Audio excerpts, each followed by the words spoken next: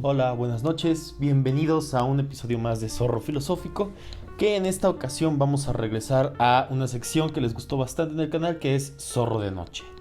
Por las fechas, entonces, estamos en vísperas del 31 de octubre, el 1 de noviembre y el 2 de noviembre, pues entonces tendremos esta serie de videos de Zorro de Noche, donde en cada una de estas noches yo les estaré contando un cuento de terror. ¿De acuerdo? Entonces, bueno, para esta primera ocasión quiero relatarles un cuento corto que se llama El extranjero de Kurdistán, de el autor Hoffman Price. Hoffman Price fue un escritor norteamericano del siglo XX y que de hecho tuvo unas colaboraciones bastante interesantes con Howard Phillips Lovecraft.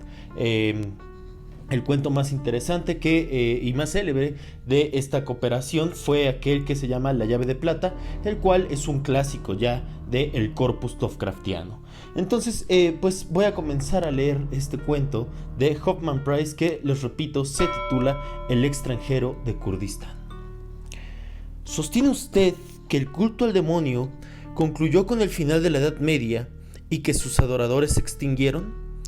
Pero es que yo no hablo de los yezidis del Kurdistán, los que proclamaban que el diablo es merecedor del mismo culto que Dios, en tanto que, y en virtud de la dualidad consustancial a todas las cosas, la bondad jamás puede darse sin su antítesis, que es lo demoníaco. Me refiero, más bien, a los adoradores del demonio en nuestros días, en nuestro mundo civilizado, en nuestra cristiana Europa del siglo XX. Hablo de esos que ocultan, pero que no por ello dejan de ser reales. Esos que se dan a una adoración basada en la perversión más sacrílega de los ritos de la iglesia. ¿Que cómo sé de ellos? Eso no tiene nada que ver con el asunto en sí mismo. Basta decir que lo sé sin más. Tan alta era la torre de Semaxí que parecía acariciar las estrellas.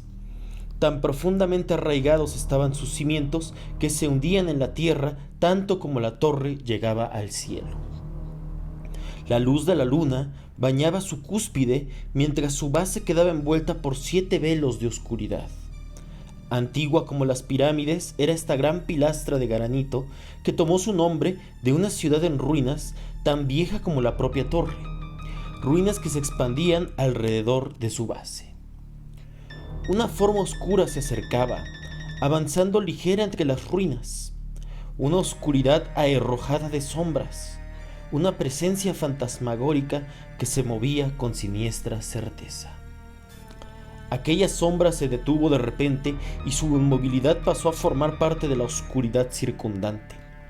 Otras formas más leves de la oscuridad pasaron a su lado para dirigirse silenciosas a la entrada cavernosa de Semaxí, donde se esfumaban los senderos oscuros.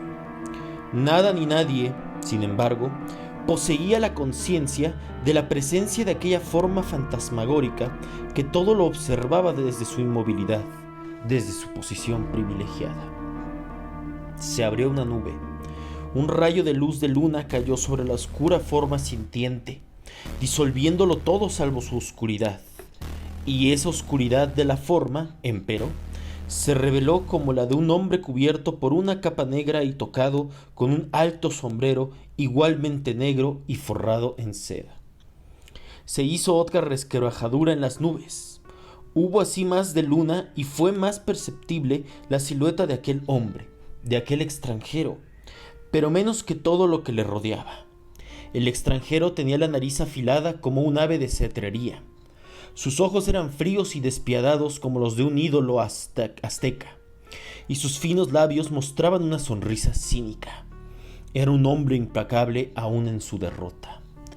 Los más tontos se han reunido en asamblea para pagar su tributo a su tontería. 77 de ellos adorarán esta noche a su señor y maestro. ¿Bajo qué ritual? Hace tanto tiempo que presencié algo semejante. Hizo una pausa en sus reflexiones para contar las campanadas que se oían a lo largo y ancho de aquella tierra baldía. Pocas cosas quedan ya de mi última noche. No obstante, he de perder el tiempo ahora. Y tras decirse eso, se embozó en la capa para dirigirse a buen paso hacia la entrada de la torre. ¡Alto! Se dejó sentir una voz desde la entrada. El rayo de la luz de una linterna eléctrica rompió la oscuridad para estrellarse de lleno contra la cara de este extranjero. ¡Alto! ¡Contraseña! ¿Soy yo quien da o tú quien recibe?, dijo el extranjero, recitando la contraseña como quien invoca una fórmula. «Entra», dijo el guardián. Y avanzó el extranjero entre la guardia exterior de aquel santuario demonolátrico, el santuario de todos los santuarios en los que Satán recibe las ofrendas de sus vasallos. Aún le quedaba un gran trecho, más allá de la guarida exterior, para acceder al lugar donde se haría la celebración de la misa negra, donde el Señor del mundo sería honrado por sus fieles ritos blasfemos. 100 escalones de granito helado serpenteantes, como colas de gusano de tierra, conducían a los cimientos de la torre. A intervalos le eran pedidas al extranjero nuevamente las contraseñas, y quienes las recibían no podían sino bajar los ojos ante la dura mirada de aquel hombre. Por fin, se halló ante una puerta guardada por 2 hombres enmascarados y cubiertos con capas de color bermellón. De nuevo le pidieron contraseñas, y al recibirlas de él, aquellos 2 hombres enmascarados le hicieron una reverencia y abrieron la puerta para que él entrase en aquel santuario abovedado donde aquella noche se iba a invocar al demonio. El extranjero se destocó al entrar, y con su alto sombrero en la mano, hizo una cortés inclinación de cabeza para saludar a quienes allí estaban reunidos, y avanzó para tomar asiento en uno de los taburetes situados en líneas a semejanza de los bancos de una capilla. Una vez hubo tomado asiento, miró a su alrededor para ver rápidamente cuánto le rodeaba. Apenas reparó en el altar negro que tenía frente a sí, con la cruz en la que había una caricatura de Cristo. Tampoco reparó especialmente en los muros y el techo abovedado de la cripta, cubiertos por motivos obscenos, perceptibles a pesar del ambiente acre y cargado de humo. El acólito, que encendía en aquel momento las velas negras del altar, no pareció llamarle especialmente la atención, ni que el piso de la cripta estuviese cubierto por polvo de cinnabar. En realidad, estudiaba a la congregación en sí misma, en su grupo compacto, observando con el mayor interés a los viejos y a los jóvenes, a los hombres y a las mujeres, en suma, a los 77 allí reunidos en asamblea para adorar a Satán, su señor y su maestro. Aquellos 77 eran, en su mayor parte, gente de buena posición, muy distinguida, gentes que, habiendo disfrutado de todo cuanto el humano de buena posición puede disfrutar, buscaban nuevas sensaciones en los ritos medievales y propios de la adoración del demonio. Un apetito de sensaciones que culminaba extraordinariamente en la orgía que seguía a la celebración de la misa negra. Entre ellos se encontraban también algunos ateos que, habiendo considerado que su ateísmo no era una forma de rebelión adecuada, en tanto resultaba pasiva, buscaban la satisfacción de sus anhelos de iconoclastía en los rituales sacrílegos. Los acólitos iban y venían entre la congregación, llevando bandejas en las que ofrecían vasos de vino y pastillas de color ámbar que los fieles disolvían en el vino o se tomaban de un solo golpe. El extranjero se volvió hacia el iniciado que tenía al lado. «Dime, hermano, ¿qué rito vamos a celebrar esta noche?». El iniciado lo miró sorprendido mientras tomaba unos tragos de su vaso. «¿A qué te refieres?». «Verás», dijo el extranjero, «es que no soy de aquí, y supongo que el ritual que celebráis es muy distinto del que hacemos en mi tierra. Debo confesar que estoy algo confuso de ver un altar con un crucifijo en este santuario de adoradores de demonios». El iniciado se lo quedó mirando con ojos comprensivos. «Pues te resultará muy interesante nuestro rito», le dijo. «Has de saber que tenemos un sacerdote que celebra la misa y después...». «¿Un sacerdote?», lo interrumpió el extranjero. «¿La misa? Pero... claro», siguió el iniciado. «Si no hay sacerdote, no hay misa. ¿Cómo se encarna nuestro archienemigo en el pan con que nosotros, los adoradores de Satanás, profanamos el ritual para así rendir el mayor tributo a nuestro Señor y Maestro? Serú que vienes de alguna región remota, por lo que desconoces que solo un sacerdote de verdad, un sacerdote de la iglesia, puede oficiar el rito milagroso de la transustanciación. Pero cuéntame, ¿quién eres?». «Te asombrará si te lo dijese», contestó el extranjero sonriendo enigmáticamente. Entonces, antes de que el iniciado pudiera seguir haciéndole preguntas, se dejó sentir un gong agudo y afilado, casi más como el silbido de una serpiente que como el tañido del bronce. Se abrió lentamente un panel que había en una de las paredes de la cripta y apareció la gruesa silueta del sacerdote oficiante, vestido en merbellón y con un incenciario del que salía un humo de incienso muy denso, muy pesado. Le seguían 9 acólitos, y mientras se dirigían solemnes al altar, elevaban sus voces en un cántico agudo como un chillido. Los 77 que formaban la congregación se arrodillaron entonces bajando la cabeza. El sacerdote oficiante del rito se inclinó solemne ante el altar, y con las frastes y gestos acostumbrados, todo lo que es propio de la misa, sus acólitos de rodillas le daban sus responsos en latín.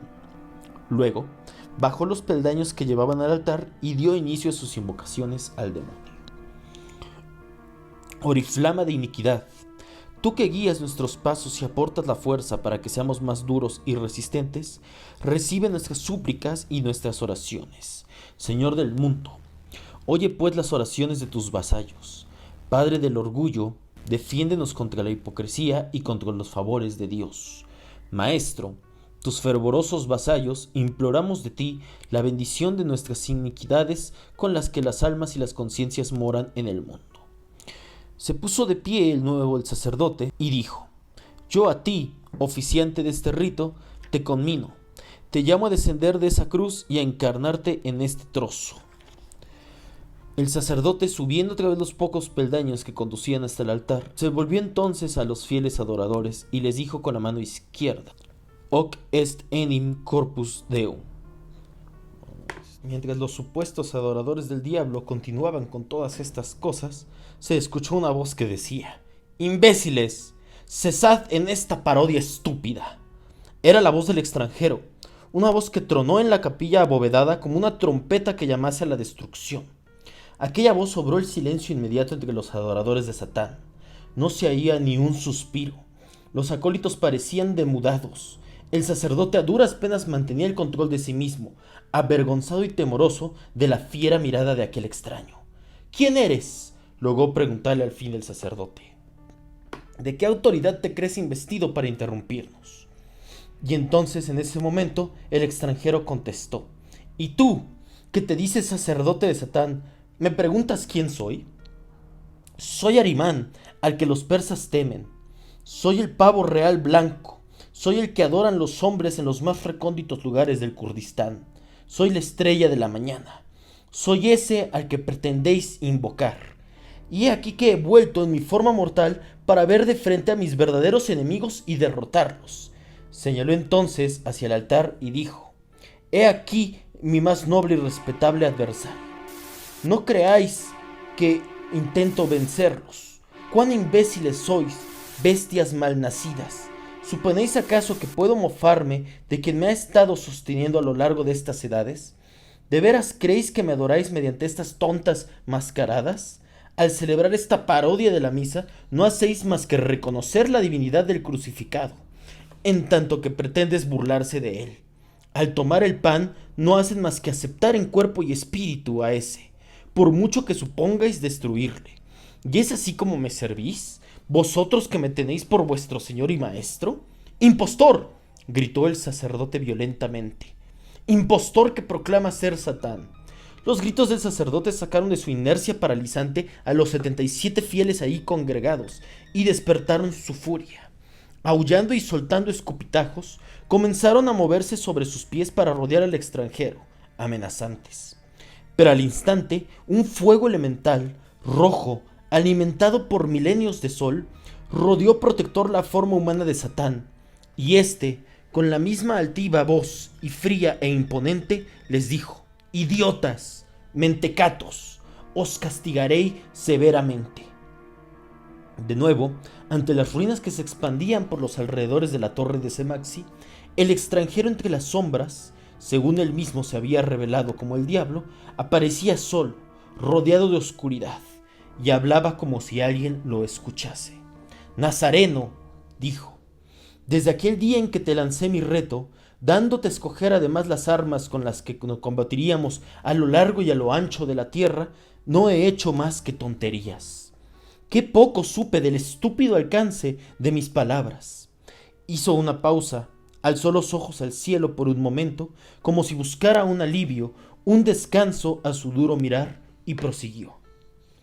A ti te crucificaron, a mí me destrozan de continuo, incluso los que me tienen por su Señor y Maestro. Tanto tú como yo somos negados una y otra vez, incluso por quienes dicen ser nuestros adoradores. Me pregunto quién fue más estúpido de los dos, si tú por pretender redimir a la humanidad o yo por pretender depravarla.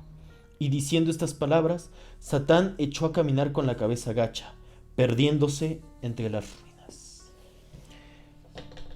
Ya saben, si les gusta este cuento, denle suscribirse, comenten aquí abajito y denle manita arriba para que podamos seguir entonces trayéndoles este tipo de contenido y muchísimos otros aquí en su canal de Zorro Filosófico. Buenas noches.